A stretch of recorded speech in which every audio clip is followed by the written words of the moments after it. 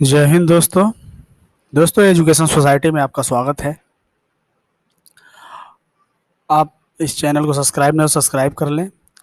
PGT के लिए और टीजीटी के लिए इस पे सारे कंप्लीट कोर्स कंप्लीट कराए जाएंगे और सभी महत्वपूर्ण जो क्वेश्चन है उसको हल कराए जाएंगे। तो पहला क्वेश्चन है, किस देश के राजनीतिक नेतृत्व को प्रिंसलिंग के नाम से जाना जाता है? तो प्रिंसलिंग के नाम से किसे जाना जाता है? एक मिनट।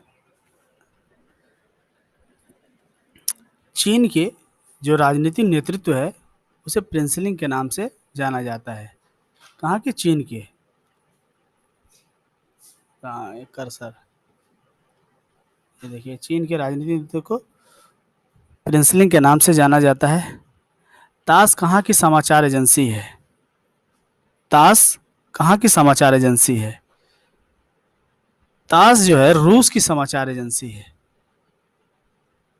जो भी नागरिक शास्त्र के दोस्त होंगे वो याद रखेंगे, ये सारी चीज़ें जो है आपकी पीजीटी में लगभग जरूर आ सकता है। आप इसे अच्छे से पढ़ें। चीन की समाचार एजेंसी का क्या नाम है? चीन की समाचार एजेंसी का नाम जो है न्यू चाइना न्यू एजेंसी है। ये ये जो है सी नंबर, ये बी लिखा हुआ है लेकिन इसको सी कर लीजिएगा। ये बी लिखा हुआ है। न्यू चाइना न्यू एजेंसी नाम है चीन की समाचार एजेंसी का। इसका सिन्हुआ समाचार एजेंसी भी नाम है या न्यू चाइना एजेंसी नाम है। ये चीन की समाचार एजेंसी है। अब आइए अगले क्वेश्चन पे। डॉन किस देश का समाचार पत्र है? डॉन पाकिस्तान। नाम से ही क्लियर हो जा रहा है डॉन कहाँ का हो सकता है। सारे डॉन यहीं से होते हैं, तो डॉन कहाँ से होगा? ये पाकिस्तान का है। डॉन कहाँ का? पाकिस्तान की समाचार पत्र है। जैसे हम लोग के यहाँ दैनिक जागरण हुआ, हिंदुस्तान टाइम्स हुआ, द हिंदू हुआ, उसी तरह सब पाकिस्तान में डॉन है। डॉन नाम का समाचार पत्र है। नाम से ही स्पष्ट है, याद रखिएगा डॉन। वहाँ बहुत डॉन आतंकवादी पैदा होते हैं। किस देश की सरकार रिपोर्ट को, सरकारी जो रिपोर्ट होती है उसको येलो बुक कहा जाता है? देखिए, ये पीजीटी या टीजीटी में आया हुआ भी क्वेश्चन है। तो फ्रांस के जो सरकारी रिपोर्ट है उसे येलो बुक कहा जाता है। कहाँ के? फ्रांस के। ठीक। अगला है, प्रथम भारतीय प्रधानमंत्री जिन्होंने अफगानिस्तान की यात्रा की थी। सबसे पहले अफगानिस्तान की यात्रा करने वाले पंडित जवाहरलाल नेहरू थे। इनसे पहले किसी ने नहीं किया था क्योंकि भारत के पहले प्रधानमंत्री हैं। 1959 में पंडित जवाहरलाल नेहरू ने अफगानिस्तान की यात्रा किए थे। उसके बाद अगर कोई प्रधानमंत्री गया तो इंदिरा गांधी गई थी 1976 में। मनमोहन सिंह गए थे अगस्त 2005 में। और फिर मई 2011 में इसी देश की यात्रा मनमोहन सिंह ने फिर किया थे। दिसंबर 2015 और जून 2016 में प्रधानमंत्री नरेंद्र मोदी जो वर्तमान प्रधानमंत्री हैं भारत के, अफगानिस्तान की यात्रा किए थे। निम्नलिखित में से कौन सा एक पंचशील सिद्धांत नहीं है? देखिए ध्यान रखिए, पंचशील सिद्धांत नहीं है। गुट निरपेक्षता, शांतिपूर्ण सहअस्तित्व, एक दूसरे की भूभागीय अखंडता और संप्रभुता का पारस्परिक सम्मान, एक दूसरे के आंतरिक मामलों में पारस्परिक अहस्तक्षेप। क्या नहीं है इसमें?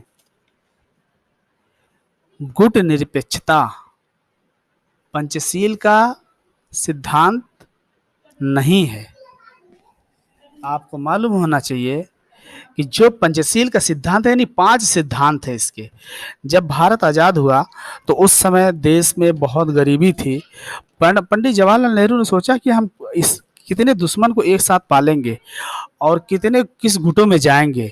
अगर हम उस गुट में जाते हैं तो चाइना मारेगा, चाइना हमारे पर अटैक करेगा, पाकिस्तान अटैक करेगा।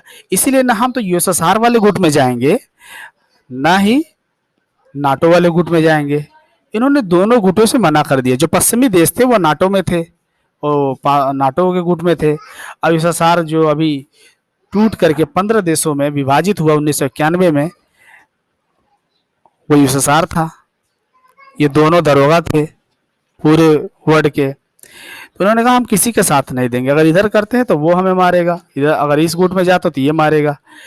तो इन्होंने गुट निरपेक्षता का सिद्धांत, गुट निरपेक्षता ये एक आंदोलन है, इसको अपनाया था। लेकिन यहाँ सिद्धांत पूछा है, पंचशील सिद्धांत। पंचशील सिद्धांत जो है पंडित जवाहरलाल नेहरू चाइना के साथ किए थे, इसमें समझौता किए थे। उन्होंने कहा था कि हम एक दूसरे को शांति से रहेंगे, एक दूसरे के भूभागीय अखंडता का ध्यान रखेंगे, हम हस्तक्षेप नहीं करेंगे।